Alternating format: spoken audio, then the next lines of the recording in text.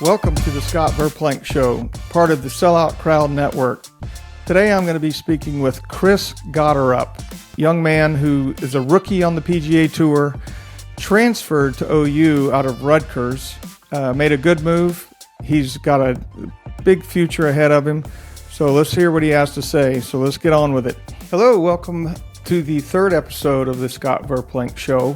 I've had the pleasure of interviewing a couple of PGA Tour guys previously, and I have another one today. Young guy, he's a rookie on the PGA Tour, went to the University of Oklahoma.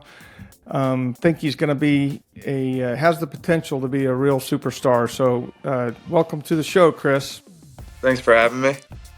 Yeah, I'm sorry, Chris Gotterup. I want to make sure I get it right here, because make sure everybody knows your name. So, hey, tell me, how in the world did you get to OU from New Jersey? Yeah, it's a good question. I get asked that one a lot. It was kind of just the crazy perfect storm of COVID, me wanting to go far away from New Jersey to get better, and honestly, you know, when the year before I got there, that was Quaid, Garrett Reban, and Brightwell, and so it was kind of like the perfect mesh of all those guys leaving, and they needed someone, and you know, it kind of just all came together. Well, so now you went to Rutgers, correct? Yep. For 4 years. Did you graduate Rutgers? Yeah, I graduated from there. Now, did you have to take classes at OU or get a graduate degree or something, or what? How's that work? I took classes, but it wasn't really going towards anything, because their master's degrees were 2 years, so I wasn't going to be there for 2 years, so I just wanted to be eligible. Yeah, you knew you were going to turn pro and get after it that way. So I got a question, because maybe you didn't explain it to me, because I don't know anything about it. But I was talking to Coach Hibble, your coach the golf coach at OU. And we got to talking about how you kind of got headed towards OU, but you entered the transfer portal. So is that like the commercials, you know, where it's like a whirlwind, you know, and it sucks a guy off a telephone pole and there you go? Or I know you've seen those those college football commercials. So what do you do to enter the transfer portal? You basically, I'm going to it's been almost 3 years now since I did it, but I remember I had to fill out a form and just say, you know, this was official, and that's really it. And then, you know, it just has to get approved. Obviously, you know, you can't. There's some type of, I mean, well, I would hope there's some type of rules to, you know, you can't just, you have to give reasoning and stuff like that, and you know, and it has to get approved by school. But I mean, I tried to do it the right way, so it got approved, and yeah, and then I remember I was playing US Open, I think locals, when it like officially kicked in, and I got off the course and turned my phone on, and like it was crazy, and I was like, all right, this is pretty cool. You know, I felt like a kid again, because I never really had, you know, going to school before, I never really had that like recruiting process. You know, I was going to Rutgers, just because that was the best school that I could go to at the time, and it was kind of fun. Well, so yeah, like how many schools showed up in the portal looking at you? I mean, I probably got contacted by 50 schools, but you know, I narrowed it down quickly, and I wanted to get it over with too. I didn't want to drag it out too long and waste my time and everyone else's time. Right. Did Oklahoma State, were they in the portal looking at you?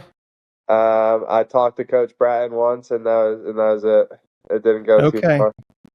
That's kind of like when I was in high school. I got the golf coach at OU called me, and I was friends with him already. And we talked one time, and I said, Coach, my whole family went to the University of Texas. My dad played baseball there, and I think I'm going to go to Oklahoma State. So don't waste your time on me. And we're still friends to this day, David Yates. So yeah, when you kind of get your mind made up what you're going to do, you just do it. And it looks like you made a good decision going to OU. Yeah, it worked out nicely, and it's also tough. I mean, I wouldn't want to be a coach with the portal right now and all this stuff. I mean, it had to be the perfect storm because I didn't want to go an extra year of school and pay for school, to be honest. So like, and most teams had rosters already built up, so it's an interesting juggling act that they have to do. Yeah, no doubt. Now, did they give you a big NIL deal to come to Norman? No, the NIL stuff got approved as when we were in school. So no, I went honestly. Okay, so you missed out on the big payday. Okay, so Coach Hibble told me he didn't really think you were coming because you said your dad played baseball at Pepperdine. Is that right? My dad played tennis at Pepperdine. Yeah, Oh, tennis. Okay. yeah. And did you look at going there? I visited there. Yeah. I went there from Norman. I maybe no, I went home and then flew to California. So I went to OU and Pepperdine in the same week. And I went to OU first, and I was pleasantly surprised. And then I'd been to Pepperdine a bunch, and I liked Coach Beard a lot, and I just felt better in Oklahoma. Yeah. Well, I think you made a good decision. Now you're still living here. Are you gonna put roots down here and stay playing golf here with all your buddies and at Oak Tree National?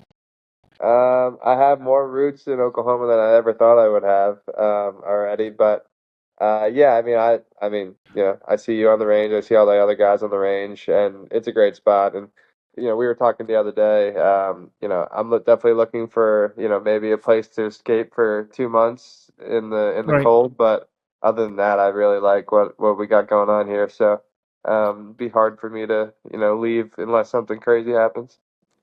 Yeah, well, there's a long history of golf in Oklahoma and particularly at Oak Tree. A lot of guys have successfully played the tour living here, and I think kind of like you said, as long as you have a place or an opportunity to go somewhere for 2 weeks, a month, 2 months, whatever, to warmer weather to kind of get your game sharp again, then it's a wonderful place to be. Yeah, for sure. All right, so if Rutgers and OU are playing in football, who are you pulling for? Um, I think I would pull for Rutgers just because it would mean more for them to beat Oklahoma than it would for Oklahoma to beat them. And it'd be kind Yeah, of fun to watch with the OU guys and kind of give them something to not be happy about. yeah. Well, that would be there'd be lots of red in the stadium. Yeah. Yeah. So so you're more of a Jersey homer than you are an OU homer at this point, huh? Yeah, for now. For now, yeah. That'll probably change, especially if you go to a couple of these ball games when they have like Alabama and Yeah, that'll Tennessee, that'll and be that'll be a different world when those boys come to town. that will be. So I was I was talking to Coach Hibble, and he said that you came in 1 year and were just the greatest team guy. So obviously you came in and with enthusiasm and you wanted to make the team better. And he said, yeah, he really was a great part of the team. Kind of took a leadership role and loved the spotlight. So did you get that growing up in New Jersey, or did you just that's just the way you are all the time? I don't know. I mean, I definitely, I played a bunch of sports growing up. I played lacrosse. I was I knew definitely it. better. I knew it. I knew you played lacrosse. I just looked at you and said, "Guy had to play lacrosse being in Yeah. Jersey." Yeah, that was my other sport that I played, and I really liked it. And I don't know, I was just always around, like, you know, we the way I function and how I've grown up, I was always around people and like my friends and family friends and stuff like that. So I've always been good with different people, whether we're from the same walks of or not. And I don't know, I just I at Rutgers I kind of was the same way, and I don't know. I try to do everything the right way, and I think, if I can set a good example, then people will follow and we'll be a better team for it. But I'm also not afraid to, you know, poke the bear a little bit and get some people, get under some people's skin too. So, yeah, I think, I just enjoyed being around the guys and around coach, and And they kind of, they gave me the canvas to do kind of whatever I wanted within reason. Well, that's what it sounded like. Sounds like you need to get your butt in gear and get on Ryder Cup teams and President's Cup teams, because those are the kind of guys that the United States needs to win those things. So I'll be looking for you to do that. That'd be awesome. That would be nice. Hey, where did you grow up? What club did you grow up at in Jersey? Rumson Country Club, which is like this, it's in Rumson, New Jersey, which is where I'm from, and then it's just like, Is that up north? yeah, it's kind of. It's like dead center on the map of New Jersey, but it's like the far most northeast part of like the Jersey Shore area. So it's right next to the beach, and it was the best place ever growing up. We would go caddy there, and then go to the beach for the afternoon, and then go play 9-18 at night. It was the best. Perfect. Kind of like Caddyshack. You were one of the little kids caddying and Yeah, causing mischief, and then you'd go out on the golf course. yeah, exactly. Yeah. Well, hey, there's so many great golf courses in that area too. It's a wonderful place. Now, have you ever played Pine Valley? Yeah, I've been lucky enough to go a couple times. It's a cool spot. Oh, it's unreal. It's hard to believe that that's you cross the railroad tracks and you basically like go into another world, and it's incredible. Yeah, Um, where it is too is it's fascinating. You go by this water park in Trenton, New Jersey, and then all of a sudden you're at the best course in the United States. It's pretty crazy. that's good. Yeah, I mean that's you've played there. Is that the best golf course you've ever played? You think? I don't know. I mean, um, it's up there for sure. For me, Pebble Beach is pretty hard to beat. Um, that's a special place, and there's a couple other good ones. One of my other all-time favorites is Friars Head in Long Island. Just it's similar to Pine Valley. It's just there's no one there, and you got the place to yourself, and it's just awesome. Yeah, that's a cool area for golf out there. Yeah, maybe here in the down the road you'll get to play a couple of U.S. Opens at Shinnecock Hills, which is out in that area, and that's right up there at the top of the list too. Yeah, that's a good one. So, who did you are you like everybody else your age? Was Tiger Woods your hero or your idol when you were growing up? Yeah, probably not. I mean, I obviously am a big fan of Tiger, and I wasn't really like a guy that sat down and watched golf all the time. I was definitely more infatuated with other sports. And I really haven't started like I didn't start watching golf until honestly I got to Oklahoma where it was on all the time. Um, so like I never really had a favorite guy growing up. Obviously Tiger was the guy. Um, but yeah, golf was never like, central part of my life until recently. Okay, well, now, hey, have you thought anything about or had any kind of overtures with the Live Tour? Not really. It was briefly mentioned leaving school, and then at the time it was a death sentence. And it never got anywhere. And I'm pretty happy at where I am right now. Oh yeah, no, I think you should be. So Yeah. last year you made it through the Korn Ferry tour, right? Yep. Finished high enough on that to get exempt status on the PGA Tour. So you've played, how many tournaments have you played this year? 3? Two. 2? Yeah. And how mixed results, I guess. Yeah, we started in Amex. Well, I did, and that was my first event in 3 months, so it was nice to shake the rust off, but I definitely showed some rust. And then Torrey Pines, I played, made the cut and played okay. Didn't play great third round or fourth round, but that's a tough course, and I was definitely just kind of trying to get in a nice groove, and yeah, and I think I wasn't expecting to come out and go guns blazing the first couple events, but I definitely just wanted to get back into the tournament groove, and I feel like, I know it's a long season, so if I can just keep kind of improving and doing what I'm supposed to do, it'll all click at some point. Yeah, no, I agree. I think that's an excellent way to. I mean, you're basically in like at the very beginning of a learning curve. You don't know the golf courses like a lot of the guys do. You're having to spend extra time kind of looking around, basically, just trying to soak it all in. But that doesn't mean that you can't.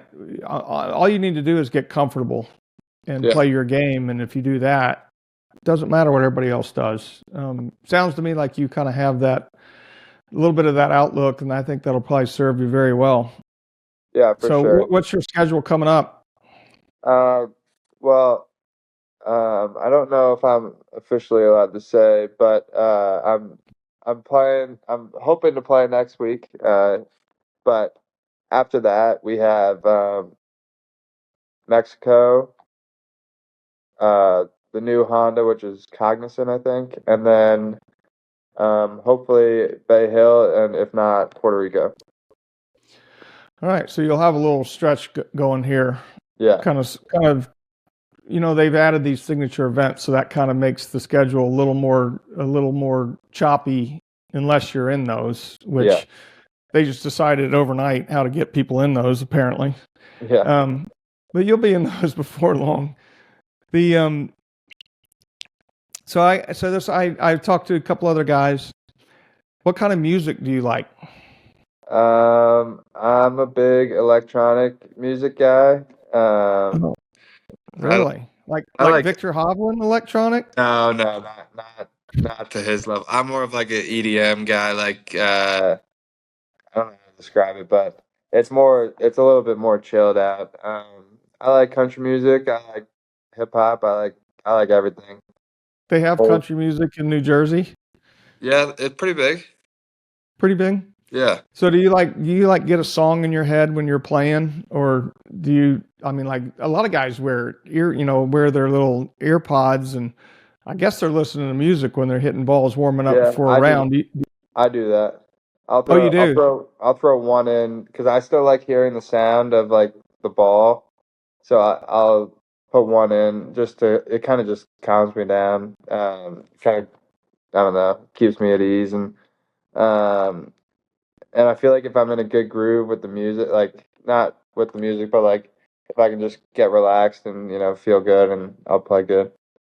Yeah. No, I listen. I did that. I've done that my whole career. You kind of get a rhythm or some sort of smoothness or relaxation with the music, and then you find yourself in between shots kind of singing songs, to yourself or whatever, and it kind of takes your mind away from, all the other stuff going on around you.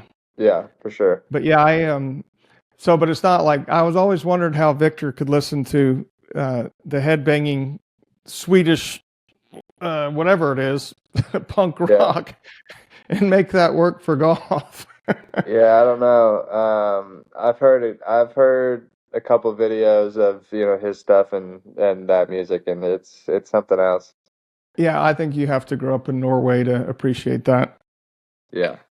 In New Jersey or Texas or Oklahoma is not Norway. No. So, hey, you said something about I got a dog attack going on over here. Can you hear that? Yeah. You can hear a couple of dogs. Yeah, well, they're somebody must be at the front door, or they'll have to wait. Hey, so you said something about sound. Is that really? Can you hear me? Yeah, I can hear you. We're having an attack.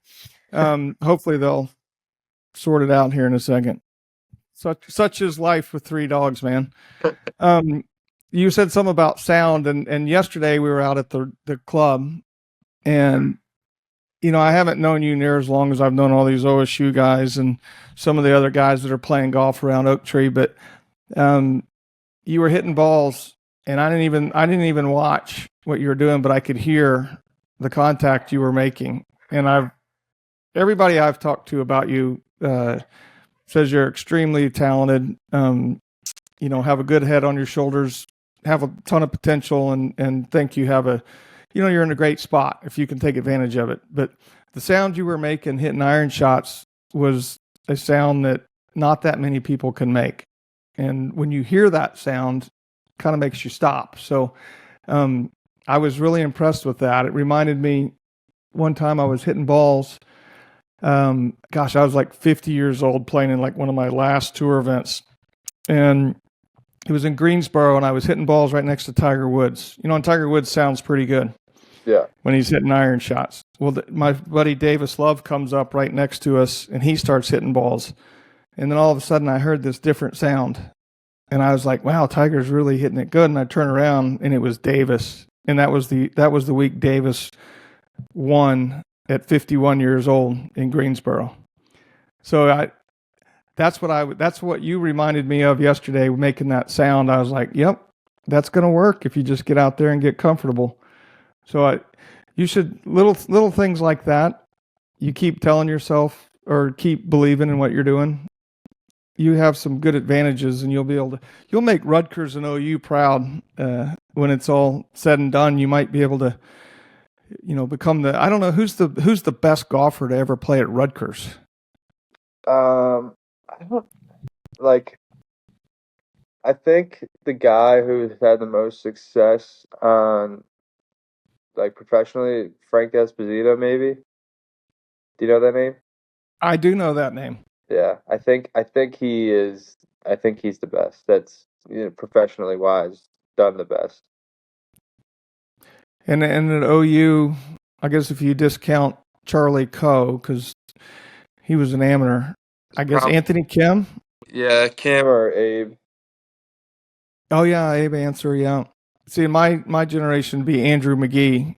Yeah. He and I grew up together, and he was a pretty good player. You know Andrew? Yeah, we played in Arizona one time, and we went out there, and he's a hoot, isn't he? Oh yeah. Yeah. Last time I was out there, he and I played. The two Dallas kids played Bob Tway and Willie Wood on their home course, and we beat their butt. So they were not happy about that because Andrew hardly plays anymore. I mean, Andrew plays out there at Whisper Rock, but he doesn't really compete. Andrew's a hoot. He's a good dude to be around. So yeah, so you got some pretty good guys to try to overcome what they've done with like Abe and I guess Anthony Kim. I mean, do you ever see him, or have you ever talked to him, or was he ever around the OU program? Coach said apparently he'll randomly show. I never saw him. But Tyler, who works at the club at OU, and then Coach says he'll just show up one day, hit balls for a while no one's there, and I think it's very random that when he shows up, but yeah, the rumor mill has been flowing with Anthony Kim stuff lately. I know it's there's people reporting that he's gonna play on the Live Tour like as a individual or so, like the sixth man. He's gonna go play as an individual in tournaments. He hadn't played in a tournament in so long. I can't imagine that he's. He could be. He was pretty remarkable when he was hitting on all cylinders, but I can't imagine that he'd be real close to tournament ready yet, but hey, more power to him. Yeah, I think people would like to see it. So whoever's going to give him the platform, why not go play? Yeah, I agree. I mean, it'd be good for golf. Now, what about Abe Answer? Does he stay in contact with any of you guys? Yeah, he'll come back and play the fundraiser event when it works, and I'll talk to him here and there. I'm good friends with a couple of his buddies too, so randomly we'll, if he plays good, or he'll text us if we play good or something like that. And so I mean, he's been great. He's actually been helpful for me. I've known him before OU actually, and he actually was part of the reason why I asked him what he thought about school and Hibble and all that stuff. So he's been great to me. Well, that's good. I mean, I think that's, what guys should do. I mean, if they support the program, that always helps down the road. Try to help out the younger guys and just make you feel comfortable because it's in everybody's best interest. If Abe plays good and the guys on the team play good, that's good for everybody. All right. So tell me this. You grew up in New Jersey. it's really pro country there. It's not much college stuff. At least that's my take. Would you agree with that? Yeah, it's definitely more pro than college. Pro centric. So have you taken on the Oklahoma City Thunder as your team, or are you still like the Uh, Nets or the Knicks or somebody like that? I like the Knicks. I'm not going to deny that, but we went to a Thunder game 2 nights ago. And I mean, I like it. I think they're young, they're cool, and they're. It's definitely nice to have a team close to your house. So I'll take the Thunder as I'll take them as my 1 and 2. Yeah, well, they're pretty good. They do a heck of a job down there. What about football? Have you converted to a Kansas City Chiefs or a Dallas Cowboys fan? No, I'll never do that. Who are you? The Jets, the Giants? I'm a Colts fan as of like a couple months ago, but I never had a team. Everyone at home is Giants or Jets, and Philly, a good Philly mix too. Yeah, Um, but I just never really I never really had like a rooting interest for any of the teams. I don't know why. I just never got. And then we went out to a Colts game. I don't know, a couple months ago, and we got the full experience with the owner Jim Irsay, and I became a fan there. So yeah. That'll do it. yeah, it'll do it. Um, yeah, you got the royal treatment.